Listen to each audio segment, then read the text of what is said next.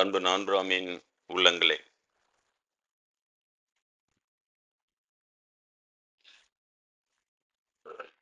இன்றைய தினம் நான்காமின் ஆகிய அடியனுக்கு சமஸ்கிருதம் தெரியாத அடியனுக்கு அண்ணாமலையார் நேரிலே வந்து தரிசனம் தந்தருளிய நாள்.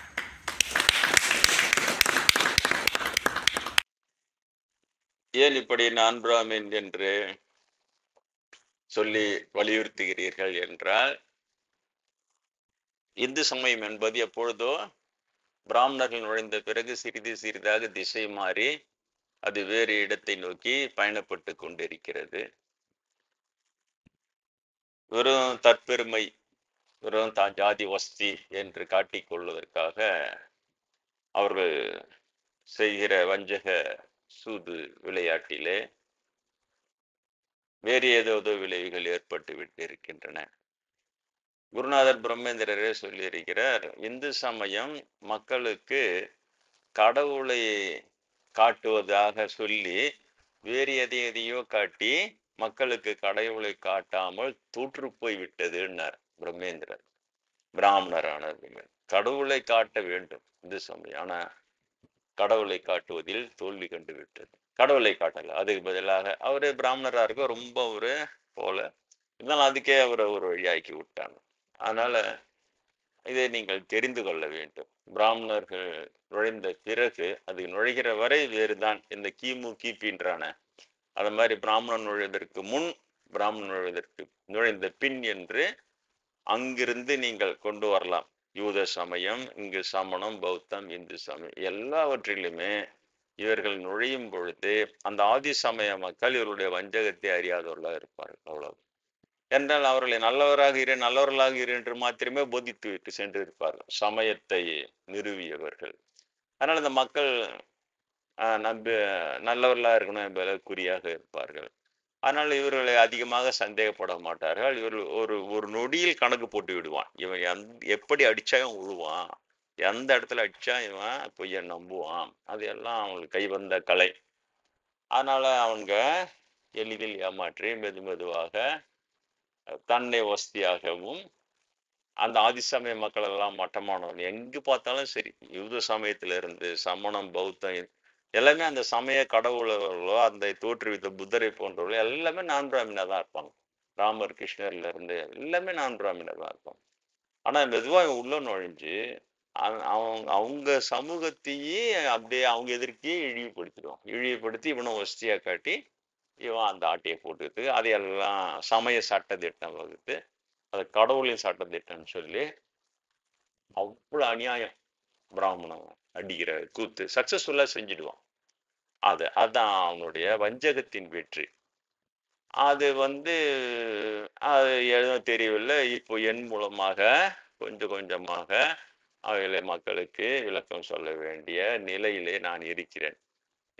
நிறைய பேர் முயற்சி செய்து பார்த்துட்டாங்க. புத்தர்ல இருந்து, வள்ளல் பெருமான்ல இருந்து, சமீபத்துல பிராமணரா பிறந்த பிரம்மேந்திரர்ல இருந்து, ஆனா எல்லோருமே தோற்று போய்விட்டார்கள்.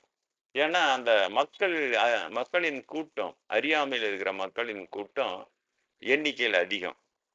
அதனால இங்க அறிவுள்ளவர்கள் கொஞ்சம் பேர் தான் இருப்பாங்க. அவங்களை நீ தயார் பண்ணுறதுக்குள்ள பின்பக்கமா போய் அந்த அறியாமை கூடத கொஞ்சம் கொஞ்சமா கொத்தா பிடிங்குவான். பிடுங்கி அவங்க கிட்ட இதான் சாமி, இதான் பூமி, இதான் சடங்கு சம்பிரதாயம், சட்டத்திட்டம் தான் கடவுள் என்பது போலதான் கொண்டு வந்து விடுகிறான்.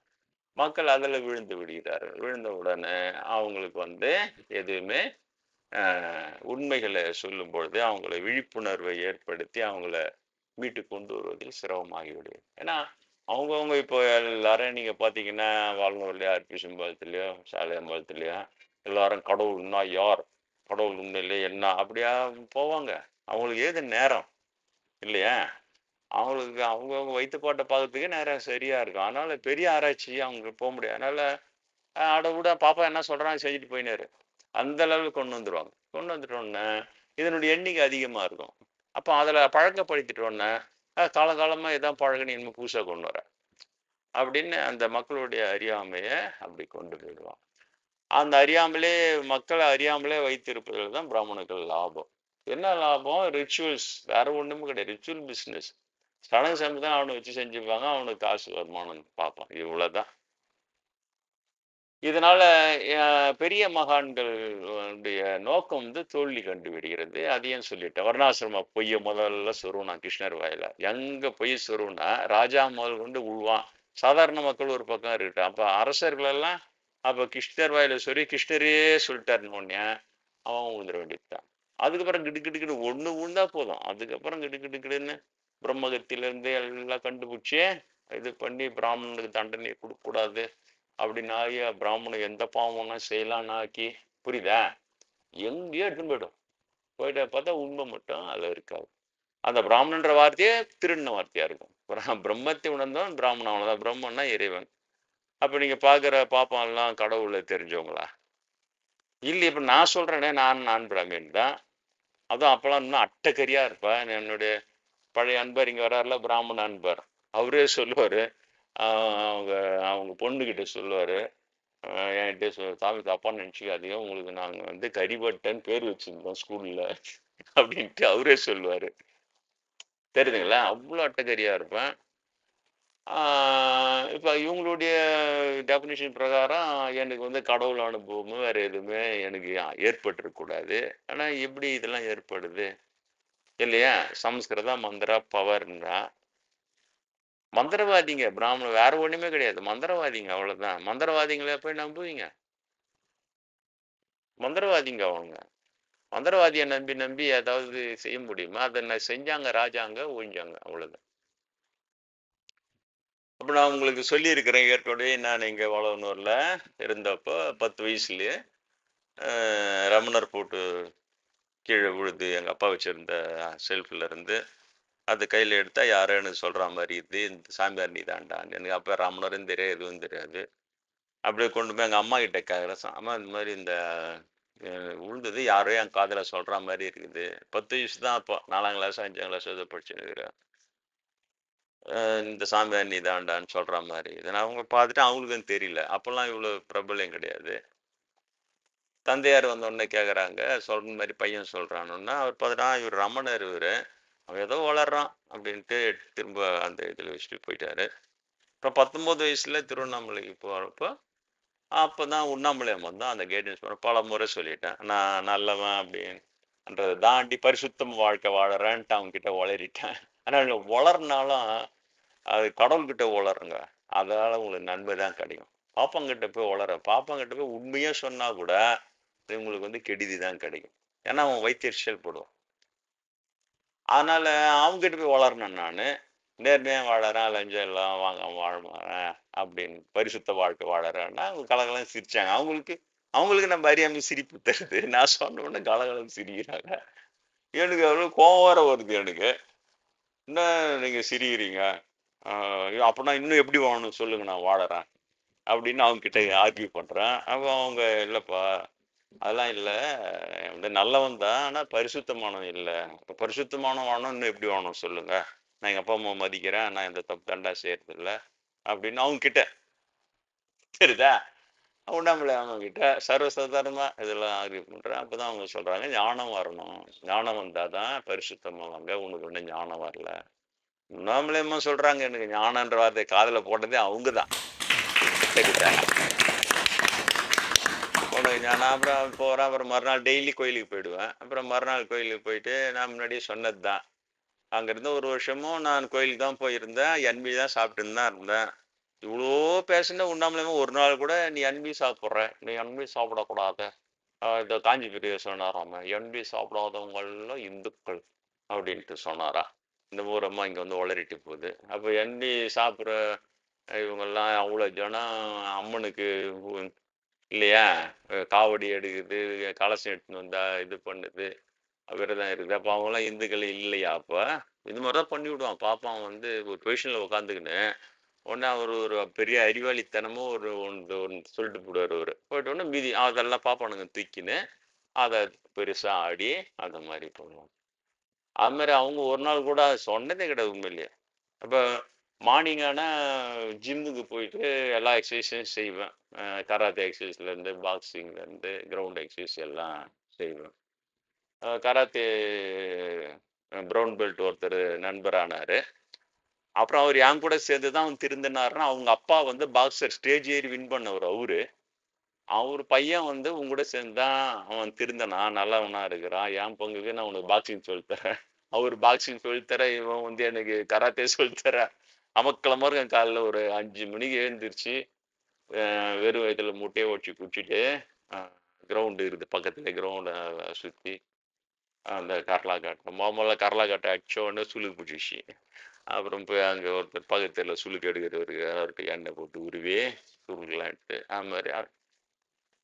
அந்த மாதிரி இருக்கு. அப்போ அந்த ஜிம்மு செய்கிறவங்க என்ன பண்ணுவாங்க, அந்த பாடி ஏறணுன்றது தான் பண்ணுறாங்க. அதனால பீஃப் சாப்பிட்டா தான் மசில்ஸ் நல்லா ஏறும்.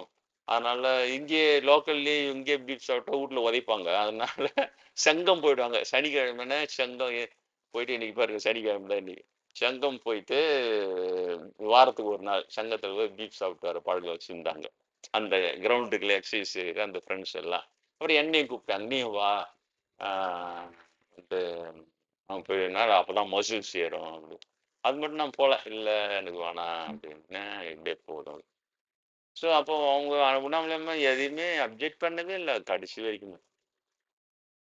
இவனுக்கு தான் ஓணுன்ட்டு அதான் சொன்னதா, புற விஷயத்தை மிகைப்படுத்தி தன்னை ஒஸ்தியா காட்டிக்கிட்டு தன்னுடைய சமுதாயம் பெரிய அளவுல எங்கேயும் சாப்பிடாம இருக்குது. இப்ப எல்லாம் ஃபாரின்ல போய் அதெல்லாம் சாப்பிட்டுக்கின்னு எல்லாம் இருக்கிறாங்க. அதனால அந்த நேரத்துல அதை வசதியா காட்டுறதுக்காக எண்ணெய் சாப்பிடலன்னா, அப்படி எண்ணெய் சாப்பிடுறது பிள்ளை மாதிரி நிறைய இருக்கிறாங்க எனக்கு தெரிஞ்சு. கிட்டத்தட்ட அவங்க சமூகம் சைவ அந்த சைவ பிள்ளைன்னே பேரு. அப்ப அவங்க எல்லாம் என்னன்னா, ஏன் அவங்கள கருவறை பூஜை விட மாட்டுற இல்லையா? சும்மா காட்டியும் எதையாவது உன்னை சொல்லி குட்டுகளை கொண்டு பண்ணிருந்தாரு. உண்ணாமலை அம்மன் கேட்டுச்சு. அப்புறம் தான் நான் பல வகுப்புல சொல்லிட்டேன். உண்ணாமலை அம்மன் வந்து அவ்வளோ சொன்னாங்க, அவ்வளோ பேசினாங்க, எனக்கு அவ்வளோ நிரூபிச்சு காட்டினாங்க. என்ன எவ்வளோ சொல்லி கிரேட் கைடன்ஸ் ஆஃப் உண்ணாமலை அம்மன் சொல்லிட்டு ஒரு வீடியோ யூடியூப்ல இன்னமும் இருக்குது. நீங்க அதை கூட பார்க்கலாம். வெப்சைட்லயும் கூட எல்லாம் இருக்குங்க. உண்ணாமலை அம்மனை எப்படி கைட் பண்ணி நான் அப்பவே 19 வயசுலயே காதல்லாம் நீ ஜெயிச்சுட்ட, அதெல்லாம் கிடையாதுன்னு நிரூபிச்சாங்க. அதை அதுல சொல்லியிருக்கிறேன். சொன்னாங்க.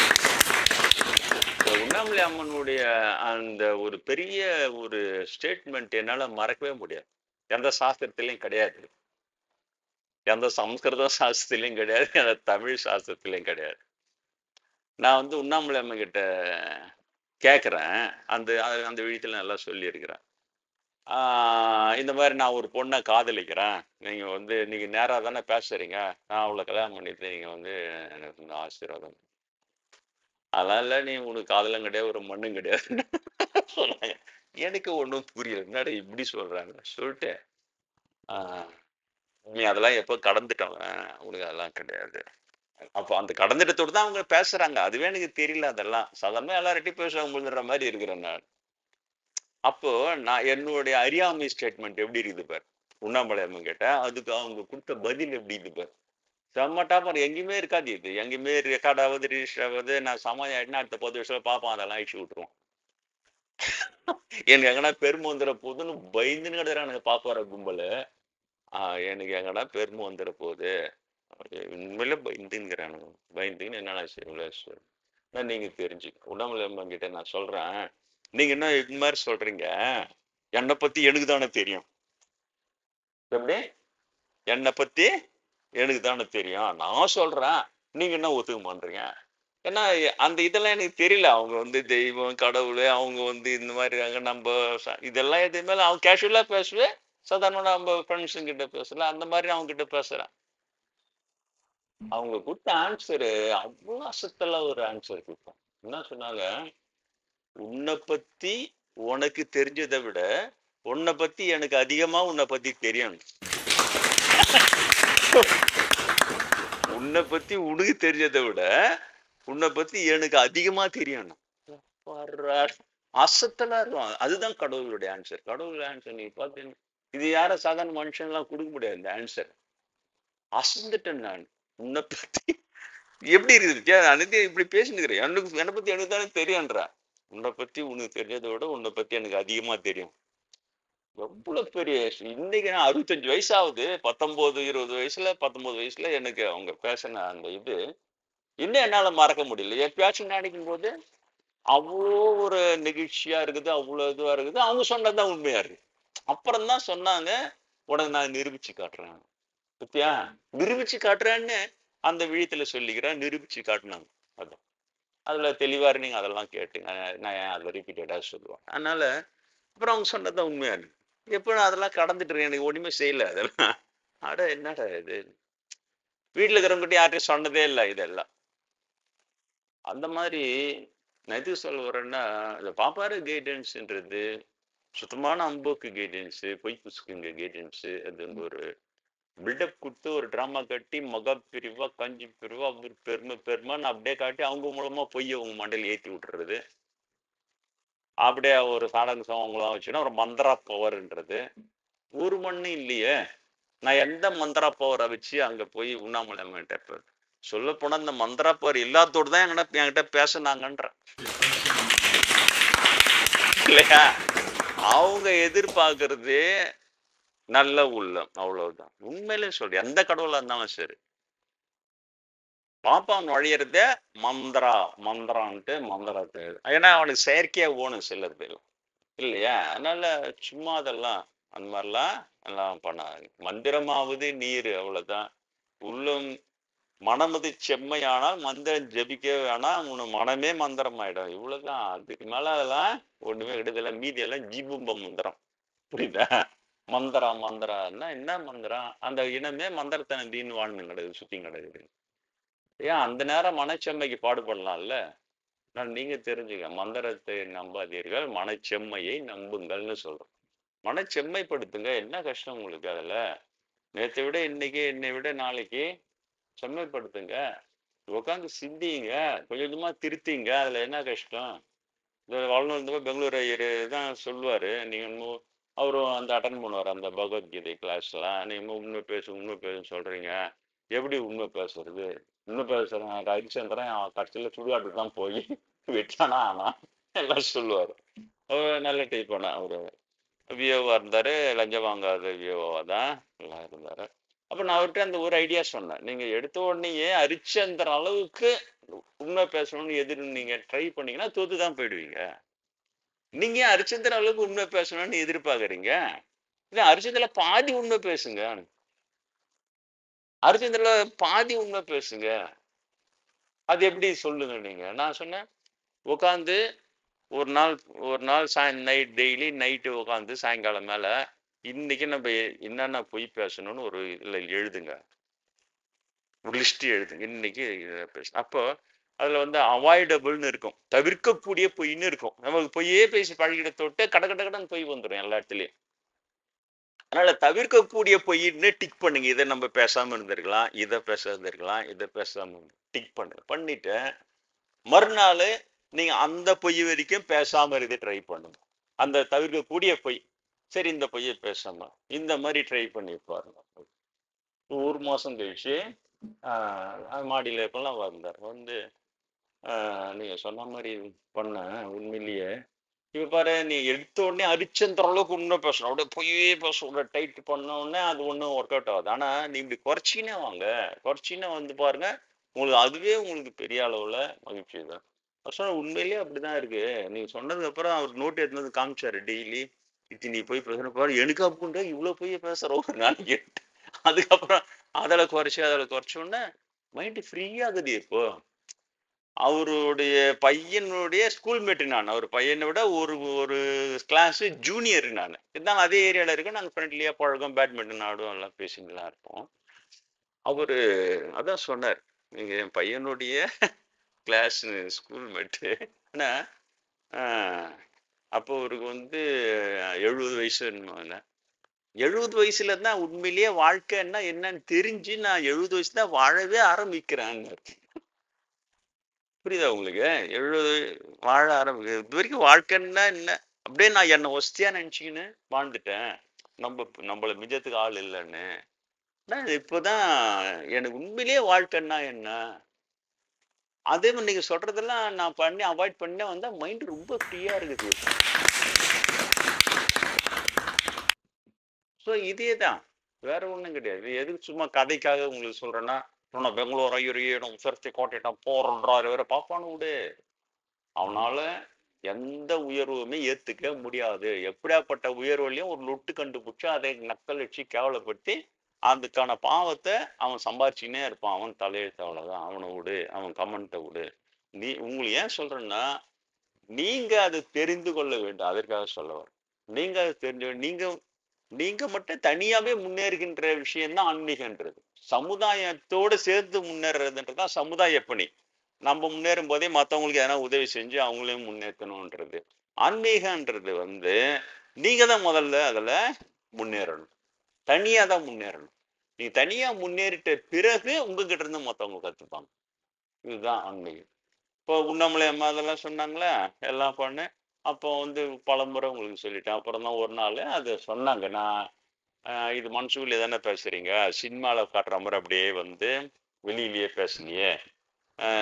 இது எப்படி நான் என்னுடைய ஆழ்மனத்தினுடைய கற்பனையா கூட இருக்கலாம்ல அப்படின்னா அதையும் உங்களுக்கு சொல்லிட்டேன் ஒரு கிளாஸ்.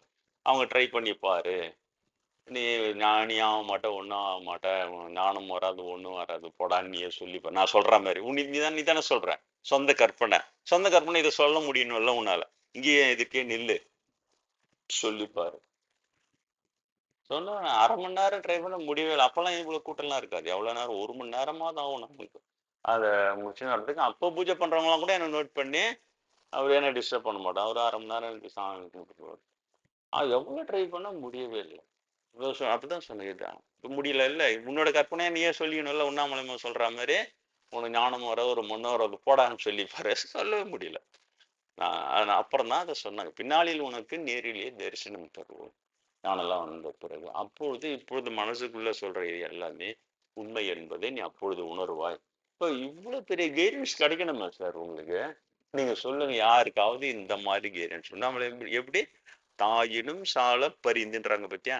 மாணிக்கவாசகர் பாரல்ல, தாயினும் சால பரி. தாயை விட அதிகமா பரிவோட என்னை வளர்க்கிறாய். நானும் அதுதான் சொல்லலாம்ல. உண்ணாமலை அம்மா இவ்வளவு இறங்கி அவங்க எனக்கு சொல்லணும்னு அவசியம் என்ன? இந்த அளவுக்கு என்னை கைட் பண்ணணும்னு அவசியம் என்ன? அதே மாதிரி இன்றைய தினம் இந்த 39 அவங்க சொன்ன மாதிரி 19 வயசுல சொல்றாங்க.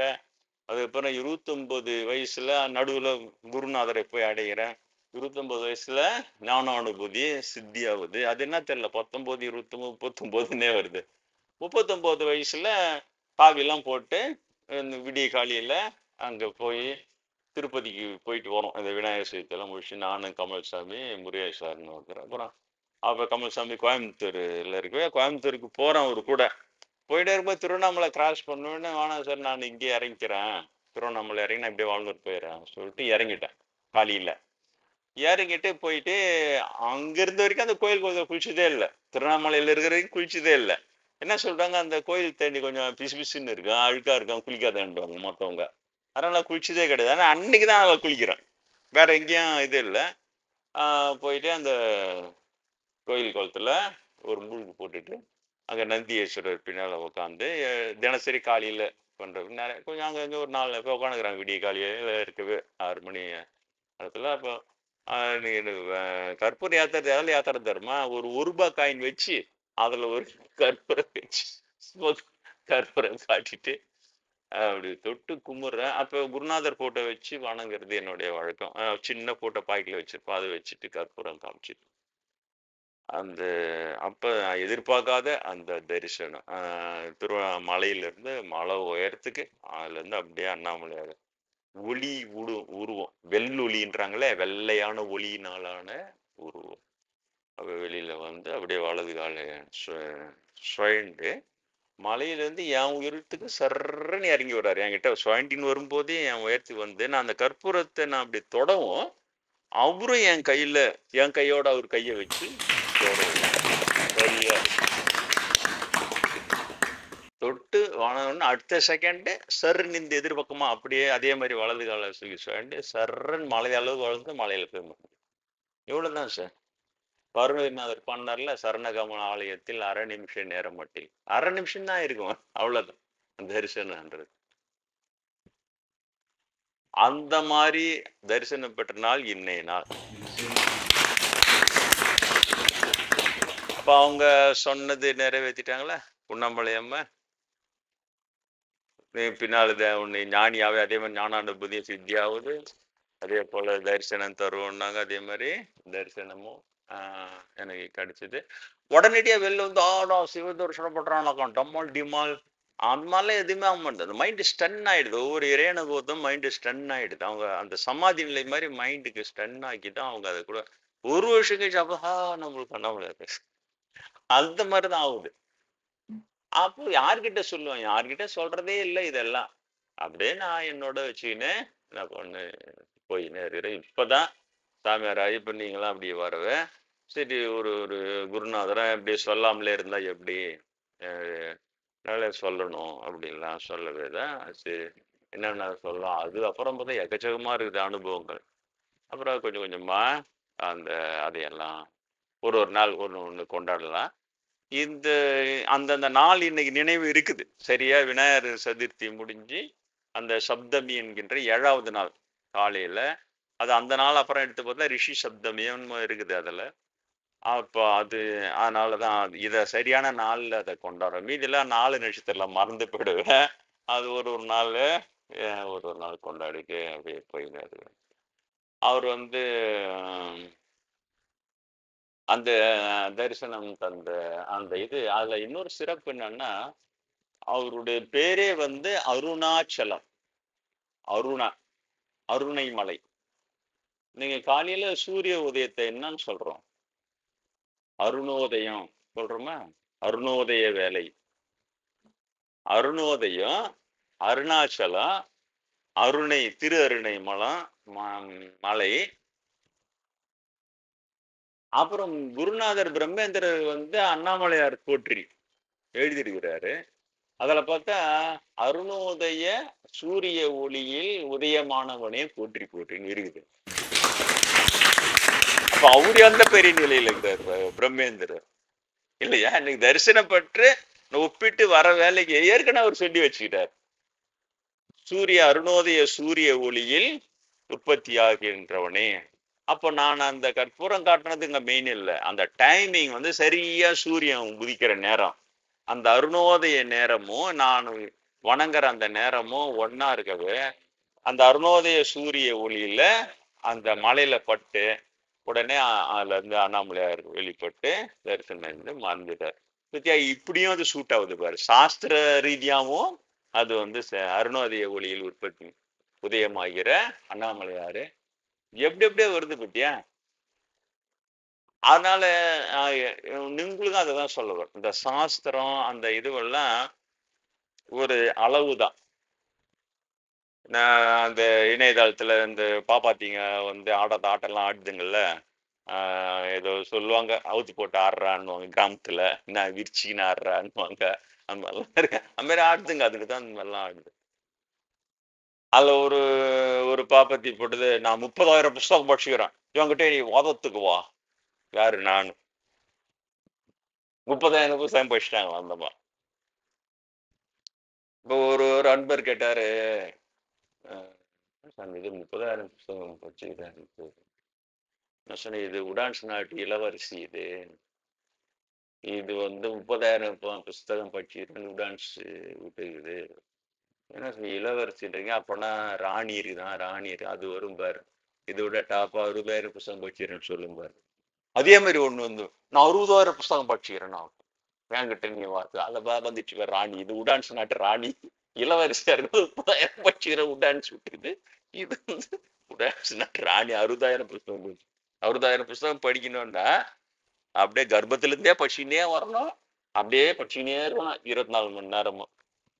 அந்த மாதிரி இது மாதிரி உழுதுங்க. ஏதோ ஒரு ஆள் போட்டு படிச்சிருக்கோம். சரி ஒன்றும் முடியல நம்மளே படிச்சா முடியாதுன்னு ஒரு 10 ஆளுங்களை போட்டு அவங்களுக்கு சம்பளம் கொடுத்தா நீ படிச்சா நான் படிச்ச கணக்குன்னு படிச்சு கூட இருக்குங்க. அப்புறம் இதோட மகாராணி இருக்குது இருக்குது 1,00,000 புத்தகம் படிச்சுறான்னு ஒண்ணு வரும் பாரு அப்படின்னு சொன்னேன். இன்ன வரைக்கும் வரல.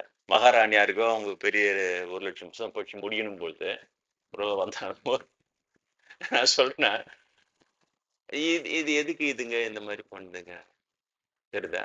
கடவுளை தெரிந்தவர்கள் வந்து நிறைய பேரு உங்களுக்கு பார்த்தீங்கன்னா, எழுத படிக்க தெரியாதவங்க. ஈவன் பிராமண இதுல இருக்கிறவங்களே ராமகிருஷ்ண பரமஹம்சர் வந்து கையெழுத்து போட கூட தெரியாதவர், படிக்க தெரியாதவர் தான். அன்னைக்கு அவ்வளோ பேரு. சாரதா தேவியாரும் அந்த மாதிரி தான். தெரியுதா? மீதி பேரு ரமணரோ, இவங்களும் ஒண்ணும் சாஸ்திரம் படிச்சு அதுல வந்தவங்க கிடையாது. இதுங்க ஏன் அந்த மாரி ஒரு அழுகுனி ஆட்டம் ஆடிக்கின்னு இருக்குதுங்க.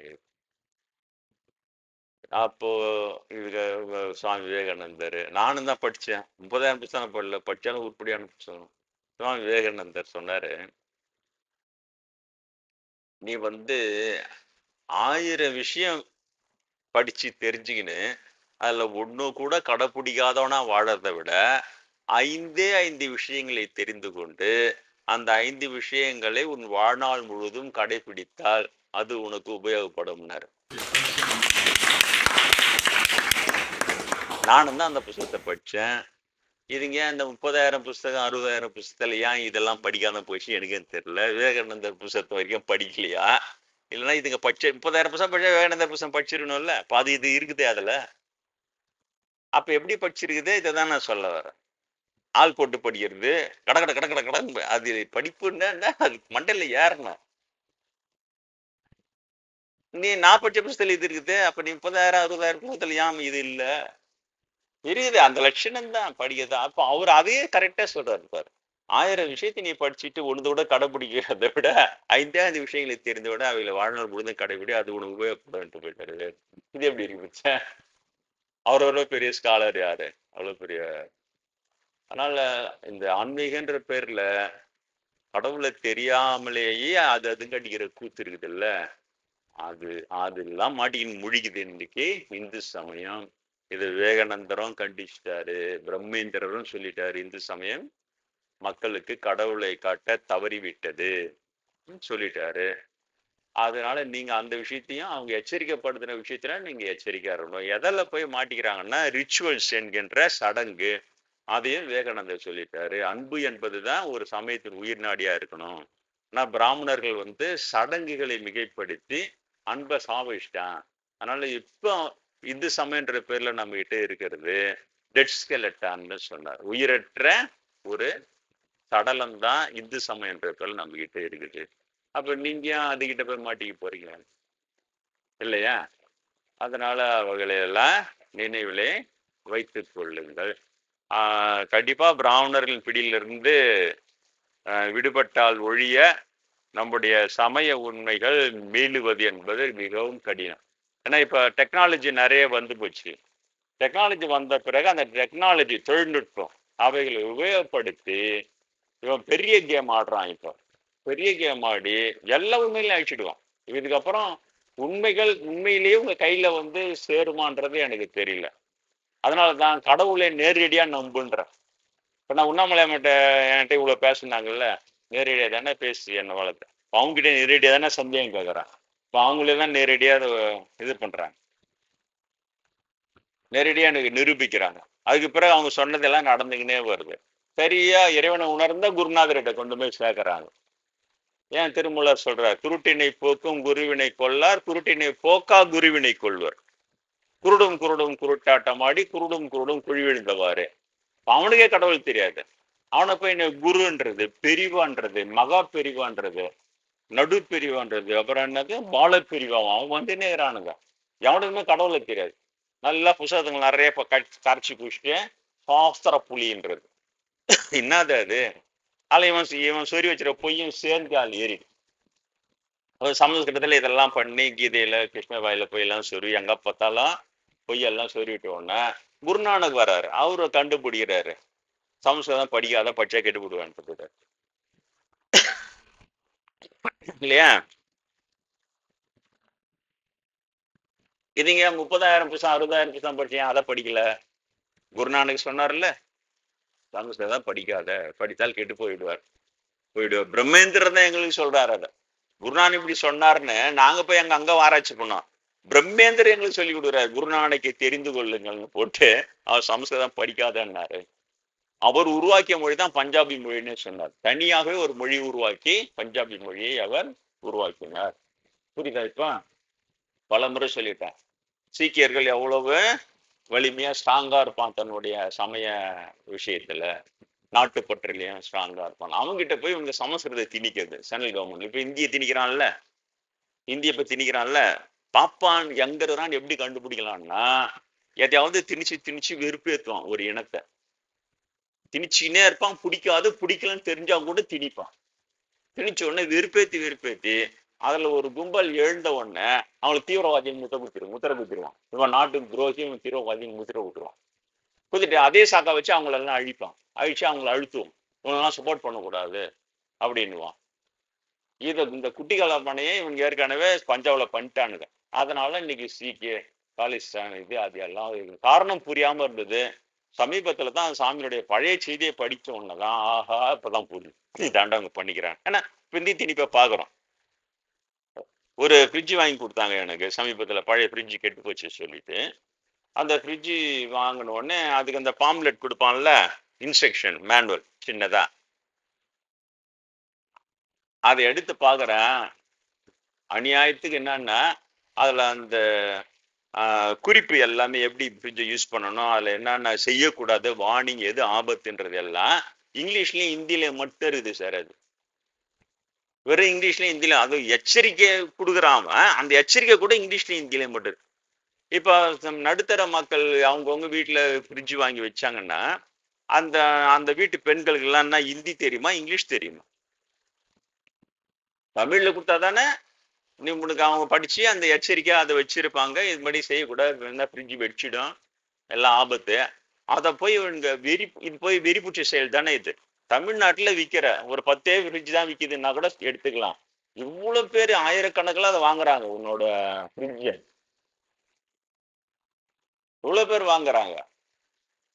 அப்ப அவங்க அவங்க அவங்க காசு மட்டும் ஓணும், அவங்க கிட்ட எல்லாம் பண்ணணும். ஆனா ஆபத்துன்ட்டு எச்சரிக்கை கொடுக்கறத கூட உன்னால தமிழ்ல கொடுக்க முடியாத அப்படின்னு வெறி பார்ப்பான். வெறி புடிச்சு அப்படியே திணிச்சு அப்ப ஜனங்க அப்படியே உணரணுமா, ஹிந்தி படிச்சாதான் இன்னும் நம்மளுக்கு எல்லாம் தெரியும், பரவாயில்ல ஹிந்தி படிச்சுக்கலாம். அதுதான் சொன்னேன், 40 வயசுக்கு மேல இருக்கிறவங்க ஹிந்தி படிச்சு இதை கத்துக்கிறத விட இந்த 40 வயசுக்கு மேல இருக்கிற ஹிந்தி தெரியாதவங்களாம் மொத்தமா மாஸ் சூசைட் பண்ணிக்கிறதுக்கு ஹைகோர்ட்டு சுப்ரீம் கோர்ட் அனுமதி கொடுங்கடான்னு. ஹிந்தி தெரியாதவங்க மாசா சூசைட் பண்ணி செத்துக்கலாம்.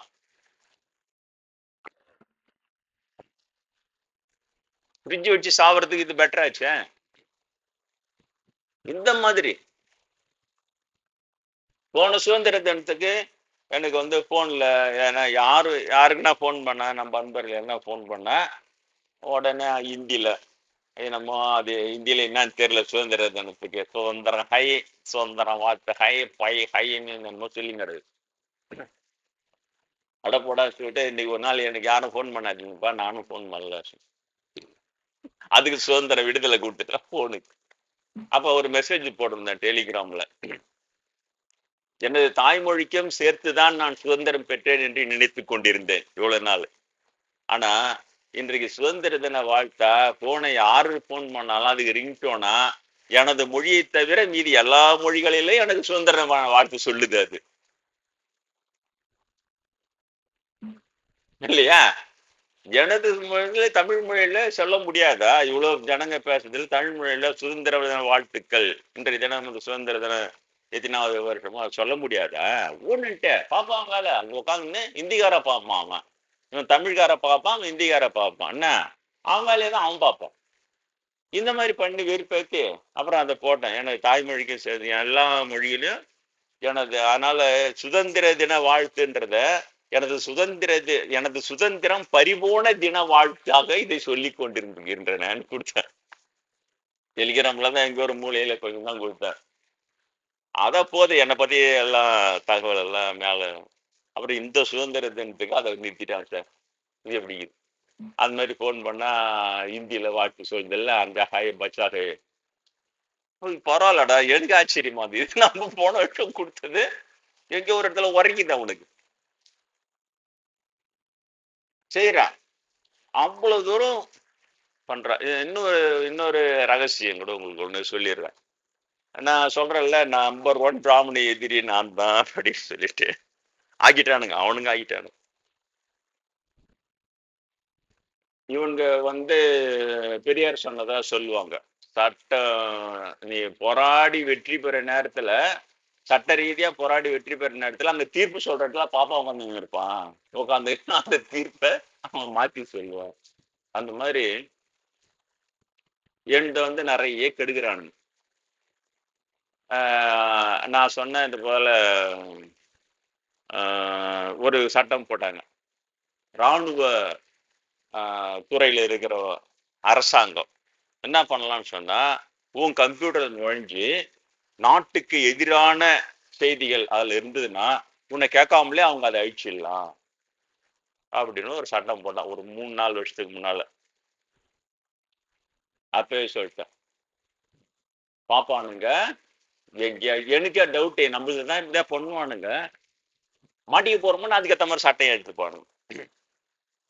ஆனா எங்க நம்ம இதை நுழைஞ்சு எங்க அழிச்சு வச்சுக்கிறானுங்க அப்படின்ட்டு தெரியலன்னு ரொம்ப நாளா இருந்தேன். அப்புறம் ஏன்னா நான் ரொம்ப எல்லாத்தையும் வெரிஃபை பண்ண போறதில்ல. கிளவுடுன்னு ஒண்ணு இருக்கு, கிளவுடு, மைக்ரோசாஃப்ட் கிளவுடு, அந்த கிளவுடுன்னு நம்ம அதில் ஸ்டோர் பண்ணிட்டு அவன் வச்சிருப்பான் நம்ம அக்கௌண்ட்ல, எப்போ வேணாலும் நம்ம எடுத்துக்கலாம். அப்போ ஐக்ளவுடு, ஆப்பிள் கம்பெனியுடைய ஐக்ளவுடு ஃப்ரீ வெர்ஷன் தான், 5 GB நம்ம கொடுக்குறான்.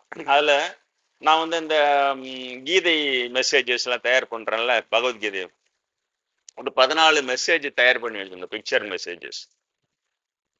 எப்படி வந்து பிராமண கிருஷ்ணர் வாயில எப்படி வர்ணாசிரம போய் சுருவனா, வர்ணாசிரமம் போயினா தெரியல இல்லையா, 4 ஜோதிகளையும் உனையே படைச்சா அதில் பிராமணன் தான் வசதின்றது தான் வர்ணாசிரம். வர்ணான்னா ஜாதின்னு அர்த்தம், வேற ஒன்றும் கிடையாது. ஜாதி ஸ்லோகத்தை எப்படின்னா அது ஒரு அத்தியாயத்துக்காகவும் ஒரு மெசேஜ் தயார் பண்ணி அதை வந்து ஆப்பிள் கம்பெனியோட கம்ப்யூட்டர்ல பேஜஸ்ன்னு வச்சிருப்பான். சாதாரணமாக இவங்களெல்லாம் வேர்டுன்னு வச்சிருப்பாங்க, விண்டோஸ்ல இருக்கிறவங்களாம் வேர்டு, மைக்ரோசாஃப்ட் வேர்டு வச்சிருப்பாங்க. அந்த வேர்டுக்கு ஈக்குவலண்டா ஆப்பிள் இது வந்து பேஜஸ்ன்னு வச்சிருப்பான். அந்த பேஜஸ்ல தயார் பண்ணி வச்சிருக்கிறேன், வச்சு அதை வந்து நான் சேவ் பண்ணி வச்சிருக்கிறேன். இதை ரொம்ப நாளாக நான் தொடலை. இப்போ சமீபத்தில் அந்த அந்த பேஜஸை திறந்து அதில் இருக்கிற அந்த பிக்சர் மெசேஜஸை எடுத்து நம்ம கம்ப்யூட்டரில் சேவ் பண்ணி வச்சுக்கலாம்னு சொல்லிட்டு அதை தண்ணி அதை ஓப்பன் பண்ணி பார்க்குறேன். அந்த ஃபைலை கரெக்டாக இந்த பிக்சர் மெசேஜ் எல்லாத்தையும் டிலீட் பண்ணி வச்சுக்கிறேன். ஏற்கனவே நான் அந்த டெலிகிராமில் கொடுத்துருந்தேன். டெலிகிராமுக்காக அந்த 2021-22க்கு போகணும். நாங்கள் போய் அதில் பார்த்தா இது இருந்தது. அப்புறம் அது 1-2 சேவ் பண்ணிட்டு அப்புறம் ஏற்கனவே நம்ம தான் வச்சுக்கிறோமே, அந்த ஃபைல்ல இருந்து எடுத்து கொடுக்கலாம், நம்ம அன்பர்கள் இப்போ அதில் செயல்படுறாங்களேன்னு சொல்லிட்டு அதை திறந்து உள்ள பார்க்குறேன். அந்த பேஜஸ்ல மேலே 2 மெசேஜும், இந்த 14 மெசேஜ் எம்டி ஆகுது அந்த பேஜ். அப்புறம் கீழே முடிகிற 2 மெசேஜ் மட்டும் இருக்குது. அப்போதான் நாட்டுக்கு ஆபத்தான் இது. இது என்ன வேலை? இது இராணுவம் செய்தான். இது என்ன நாட்டுக்கு ஆபத்தான விஷயங்களை நீ வந்து உன் கம்ப்யூட்டர்ல சேவ் பண்ணி வச்சுட்டா உன்னை கேட்காமலே அதை அழிக்கிற அதிகாரமா இது. அதில் அழிச்சிட்டானுங்களாம்.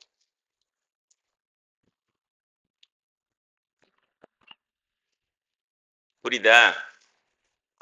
பிராமணன் வந்து நான் பிராமின் மக்களை எப்படி அடிமைப்படுத்துவான்ட்டு. நல்ல வேலை அப்புறம் அது வேற இடத்துல எல்லாம் என்கிட்ட இருக்குவே, அது இருக்குது அந்த மெசேஜ், பிக்சர் மெசேஜ் எல்லாம். ஆனால் அந்த பேஜஸ் அப்படி அப்புறம் ஒரு நாள் லைவ்ல நான் ஒன்று அது காட்டுறேன். அந்த எம்டி பேஜஸ் முன்னாலே பின்னால இருக்குது, உங்களுக்கு காட்டுறேன். புரியுதா? ஏற்கனவே அழிச்சிடுறான். அழிச்சிட்ட உடனே நான் என்ன கண்டுபிடிச்சிட்டு போறேன்னா அதுக்கேற்ற மாதிரி சட்டம் போடுறேன். என்னன்னா உன் கம்ப்யூட்டர் உனக்கு அழிச்சிடுவான், ஒரு பாப்பா அழிச்சிடுவான், நம்மள அழிச்சிடுவான். நான் எதனா சட்ட ரீதியா ஆக்ஷன் எடுத்துட்டா இவங்க சட்ட பிரகாரம் தான் அழிச்சாங்க. என்ன நாட்டுக்கு ஆபத்தான செய்தி. என்ன நினைக்கிறேன் உங்களுக்கு தெரியல, உங்களுக்கு வந்து பிராமண ஆபத்து என்னன்னு உங்களுக்கு தெரியவே இல்லை. ஆன்மீகம் மட்டும்தான் இல்லை, உலகில ரொம்ப டேஞ்சரான கண்டிஷன்ல போயின்னு இருக்கு. இப்பதான் பேசுறாங்க அந்த புருலியா விஷயத்துல, புருலியா இதுல இராணுவ வாகனத்தை வெடிகுண்டு வச்சு அவ்வளவு பேர் செத்தாங்க, இராணுவ வீரர்கள். அப்ப அடுத்த வாரமே நான் சொன்னோம், இப்ப நம்ம கிட்ட இருக்கிற எக்யூப்மெண்ட்ஸ், இராணுவத்துக்கிட்ட இருக்கிற அந்த தொழில்நுட்பத்துல ஈஸியா கண்டுபிடிச்சி அந்த பிளாம் பிளாஸ்ட நிறுத்தி இருக்கலாம். ஆனா இவனுக்கு எல்லாத்தையும் என் பக்கம் திருப்பி வச்சுக்கிறானுங்க. வச்சு என்ன வந்து துண்ணியாதாசர், பேனியாதாசர், அதை நான் சொல்லிக்கிறேன், இப்படியே சொன்னேன், துண்ணியாதாசர் பேனியாதாசர் என்னை கேட்டுனுக்கிறானுங்க. இது இன்னைக்கு துண்ணியா, நீ இன்னைக்கு அதை நான் ஒரு கேக் வர வச்சுனா இன்னைக்கு கேக்கு துண்ணியாதாசர், அதை பார்த்து என்ன வெறுப்பேத்த நினைச்சுன்னு கேட்கறானுங்களே. இதை வந்து சாதாரண எக்யூப்மெண்ட்ஸ் வச்செல்லாம் செய்ய முடியாது. கவர்மெண்ட் எக்யூப்மெண்ட்ஸ் தான் அவ்வளோ காஸ்ட்லியாக வாங்கி வச்சு அப்போ எந்த சிக்னலும் இல்லாமலே சேட்டலைட்ல இருந்து டைரக்டா வாட்ச் பண்ணி செய்ய முடியும். இவ்வளவு பெரிய எக்யூப்மெண்ட் என்னை நோக்கி திருப்பி என்ன 24 மணி நேரம் வாட்ச் பண்ணிக்கிறீங்களாடா, கொஞ்சோண்டு அப்படி திரும்பி அந்த ராணுவ வாகனத்துக்கு பாதுகாப்பு கொடுக்குன்னு நினைச்சிருந்தா உங்களால காப்பாத்தி இருக்க முடியுமா இல்லையான்னு அந்த விழியத்துல கேட்டேன். அப்புறம் அப்பவே சொன்னேன், நான் உடனே எழுதி கையெழுத்து போட்டு கொடுக்குறேன். எனக்கு தெரியாது அங்க எத்தனை பேர் செத்தாங்க, யார் யாருன்னு தெரியும், ஆனா எழுதி கையெழுத்து போட்டு கொடுக்குறேன். அதுல ஒருத்தன் கூட பிராமணன் இருக்க மாட்டான் சொன்னேன். ஒரே ஒரு பிராமணன் கூட செத்து இருக்க மாட்டான். ஒரு பிராமணன் அந்த வண்டியில இருந்தா கூட இவன் காப்பாத்திருப்பானுங்க. அத இந்த மாதிரியா இருக்கிறது ஒரு நாட்டு பாதுகாப்பு விஷயத்துல. பிராமணன் வரைக்கும் சேவ் பண்றது, பிராமணனுக்கு வரைக்கும் பாதுகாத்து, பிராமணன் இல்லைன்னா அவன் எக்கடி கட்டினா போன விடுறது, இதெல்லாம் அப்பவே சொன்னேன். அப்புறம் இப்பதான் யூடியூப்ல மெதுவா அது எல்லாருக்கும் ரீச் ஆகி இப்பதான் அவங்க மத்தவங்க கிட்ட கேட்கறாங்க, ஏன் புருளியாட்டத்துல ஒரே ஒரு ராணுவ வீரன் கூட பிராமண ராணுவ வீரன் ஏன் சாவல கேட்க ஆரம்பிச்சு. இப்பதான் என்னுடைய விழியம் இப்பதான் மெதுவா மத்தவங்களுக்கு போய் அப்ப அவங்க வெரிஃபை பண்ணி தான் கேட்பாங்க. இப்ப அவங்க வெரிஃபை பண்ணி பாத்துக்கிறாங்க, பார்த்தா ஒரு பிராமின் கூட கிடையாது அதெல்லாம். இல்லையா? அப்ப நான் சொன்னது கரெக்டு தானே? ஏன் கவர்மெண்ட் இதுவெல்லாம் என்ன மாதிரி இருக்கிறவங்க என்ன செக் பண்றதுலயும் என்னுடைய இந்த தகவலை அழிக்கிறதுலயும் இதுலயே குறியா இருந்தா இவங்க என்ன இந்த நாட்டை பாதுகாப்பானுங்க? அதாவது யாராவது ஒருத்தர் எழுந்து வரணும்.